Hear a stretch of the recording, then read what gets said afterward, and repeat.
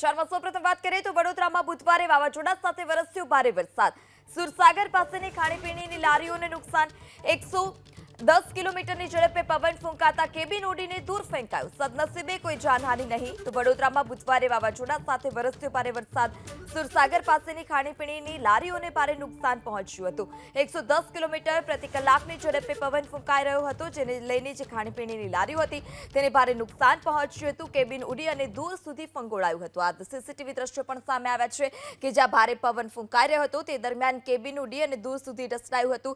તે જ દરમિયાન જે વાહનો હતા તે વાહનોને પણ નુકસાન પહોંચ્યું હતું। તો જે આઈસ્ક્રીમની લારી હતી તે પણ દૂર સુધી ફંગોળાઈ રહી હોય તે પ્રકારના દ્રશ્યો આ સીસીટીવીમાં સામે આવ્યા છે। તો સુરસાગર પાસેની લારીઓને ભારે નુકસાન। 110 કિલોમીટરની ઝડપે પ્રતિ કિલોમીટરની ઝડપે પવન ફૂંકાઈ રહ્યો હતો, જેને લઈ ખાણીપીણીની લારીઓ છે તેને ભારે નુકસાન પહોંચ્યું હતું। આ સમગ્ર દ્રશ્યો સીસીટીવીમાં કેદ થયા છે।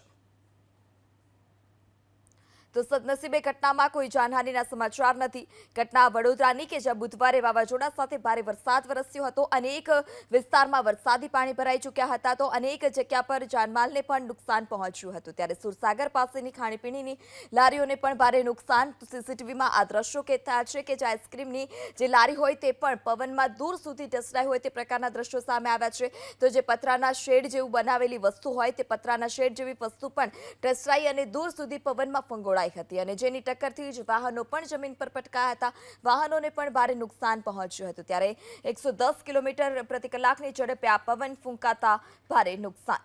વધુ માહિતી સાથે સંવાદદાતા લોરેન્સ ફોન લાઈનથી જોડાઈ ચૂક્યા છે। જે લોરેન્સ, 100 કિલોમીટર પ્રતિ કલાકની ઝડપે પવન ફૂંકાતા કેબિન પણ ઉડી દૂર સુધી ફંગોળાયું હોય તે પ્રકારના દ્રશ્યો સામે આવ્યા છે। શું વધારે વિગત? અન્ય કોઈ જગ્યા પર આ પ્રકારની ઘટના બની હતી ખરી?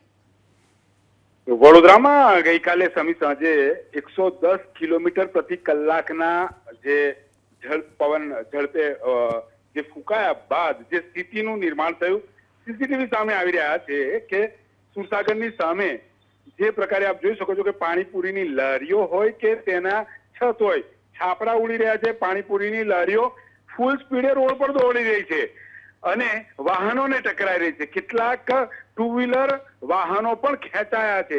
વડોદરા શહેરમાં મંજર એ હતો કે શહેરમાં 200 થી વધુ વૃક્ષો ધરાશયી થયા છે। અનેક જે ઝાડ ટુ વ્હીલર, ફોર વ્હીલર પર પડતા વાહનો દબાયા છે। પાદરાની અંદર એક કરંટ લાગતા થાંભલો પડતા એક વ્યક્તિનું મોત થયું। એટલે ગઈકાલનો જે મંજર હતો ધીરે ધીરે સ્થિતિ સામાન્ય થઈ રહી છે, પરંતુ જે મંજર હતો તેના હવે સીસીટીવી સહિતના દ્રશ્યો સામે આવી રહ્યા છે, જે લોકોને ચોંકાવી રહ્યા છે।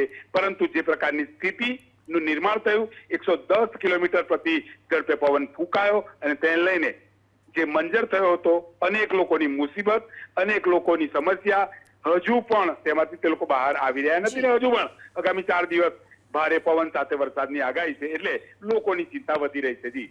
જી લોરેન્સ, સમગ્ર માહિતી બદલ આભાર।